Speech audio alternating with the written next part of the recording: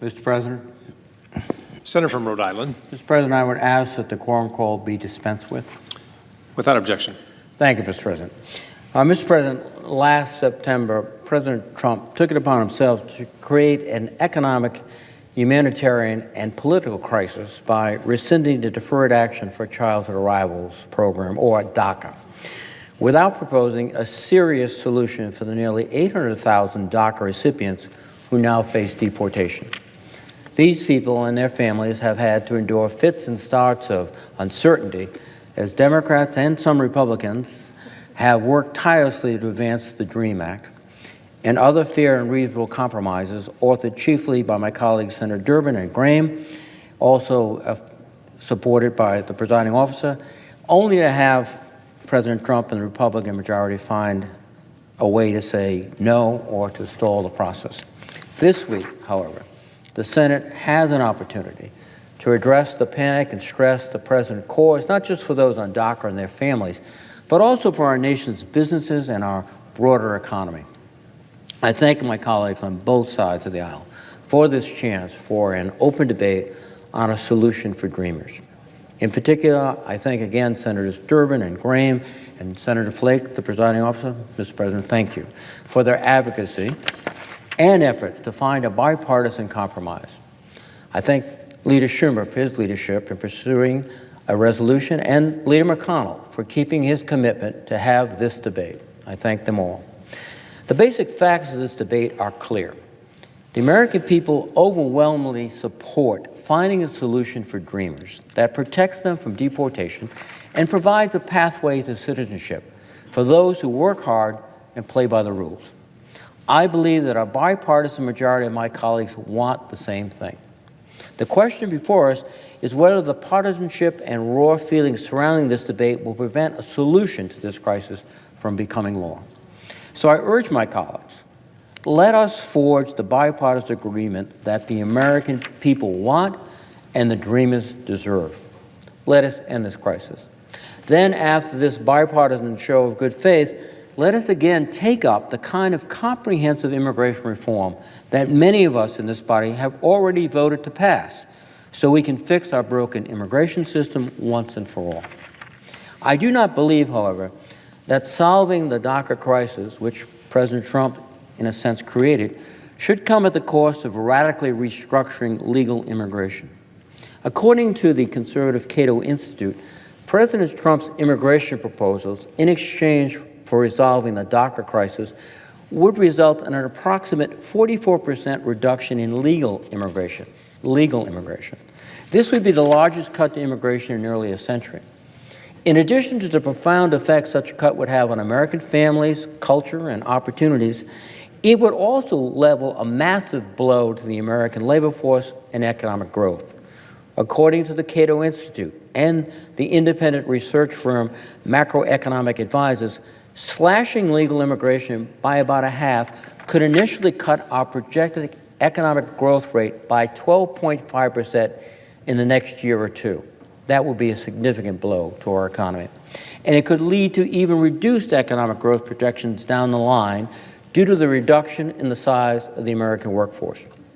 And just as our nation faces a skyrocketing deficit due to the impact of policies like the Republican tax plan, the National Academy of Sciences estimates that immigrants on average contribute over $92,000 more than they receive in government benefits over the course of their lives.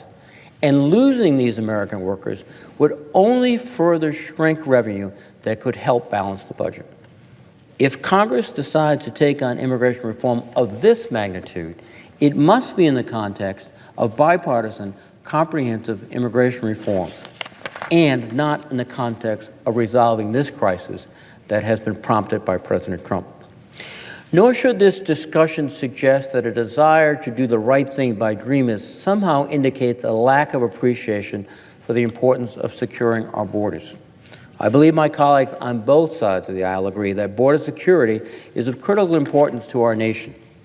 I have voted to increase the vetting of visa applicants, heighten security on international travel, and to increase support for homeland security and border control by billions of dollars. In fiscal year 2000, there were 8,619 Border Patrol agents on the southwest border. Today, there are currently just shy of 20,000. The Obama administration alone added more than 3,000 Border Patrol agents on our southern border, doubling the amount of fencing and added technological systems, including aerial and ground surveillance systems. Unlawful immigration began lessening under President Obama, and today, fewer people are entering the country illegally across the U.S.-Mexican border than in the past 50 years. I believe in a strong border that continues to adapt the best technology and tactics to keep our nation safe. What I do not believe in, however, is symbolic action like the construction of a wall that would drain taxpayers' dollars without making Americans any safer. There isn't a reason that Americans on both sides of the political divide have spoken out against deporting dreamers. A great many of these young people are outstanding and accomplished, and our communities would feel the loss of all that they contribute. It is true that they were brought here as children outside the appropriate processes, but this was through no fault of their own. As they have grown up here, they have pursued higher education, started American families, worked hard and paid taxes, and stayed out of trouble with the law. They have passed background checks, been fingerprinted, paid hundreds of dollars in fees, and submitted detailed records to immigration officials whose job it is to prevent fraud and spot any criminals in the system. Indeed, DACA status is not blanket amnesty or an entitlement, but is something that must be earned and kept up. Hundreds of DACA recipients serve in the United States Armed Forces, like Zion Dirgantara, whose mother brought him and his brother from Indonesia to Philadelphia when they were young, and who did not know about his undocumented status until he applied for a driver's license.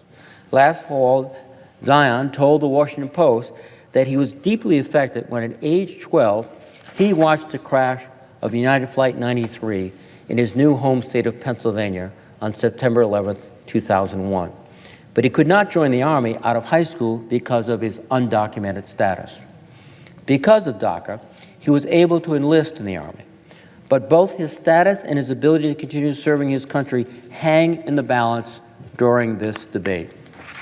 Many of my colleagues have spoken movingly and eloquently about the dreamers who have come forward to tell their stories. I associate myself with their remarks and challenge my colleagues who have not met some of these young people in person to listen to their stories and perspectives. Over the past few months, I and my staff have had the opportunity to meet several very impressive dreamers living in Rhode Island who have illustrated what the loss of DACA means to them and their families. I met one young woman studying at Brown University who needs DACA to ensure she can stay here to attend medical school and help fill the shortage of doctors in America. Another young man I met told me that DACA, for him, means being able to drive to school and work every day to save up for advanced education. These young people want to live productive lives, and indeed, according to the Center for American Progress, letting DACA expire completely would cost our nation's economy over $460 billion over the next decade, including an annual loss to Rhode Island's economy of an estimated $60 million. Finding a solution for these people is not just the right thing to do, but it also makes smart economic sense.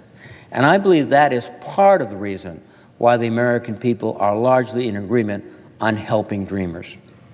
I also want to note that this same moral and economic sense applies to the need to provide deportation relief and legal status for qualified recipients of temporary protected status, TPS, and deferred enforced departure. These individuals came to America from devastated parts of the world, seeking safety and a fresh start, and have become integral members of our community and our economy. Like DACA recipients, they have passed rigorous and periodic background checks, paid hundreds of dollars in fees, and demonstrated that they are not risk to public safety or national security. The average TPS beneficiary has been in America for 19 years, and many have been here even longer. About 70% to 80% are employed, and they are collectively parents to nearly 275,000 American citizen children. Since 1999, I have been fighting for a pathway to citizenship for Liberians who came to states like Rhode Island to escape 2 bloody civil wars and the Ebola virus outbreak. Some of these Liberian refugees have been fixtures of our community for nearly 30 years, but like DACA recipients, they could face deportation in a number of weeks because of the expiration of TPS and DED protections. Congress can and should include these populations in the solutions we discussed here this week. Mr. President, I, along with many of my colleagues, have taken the tough votes to strengthen our border and ensure immigrants play by the rules. I have voted for the DREAM Act and for comprehensive immigration reform that passed in this body. I know that we can address this crisis if we choose to, but I also know that the only true path forward is real bipartisan compromise, not posturing or legislative gamesmanship. I urge my colleagues to support compromise legislation to address the specific crisis before us, and when we have done that, to begin earnest discussions on bipartisan and comprehensive immigration reform. And with that, Mr. President, I would yield the floor. And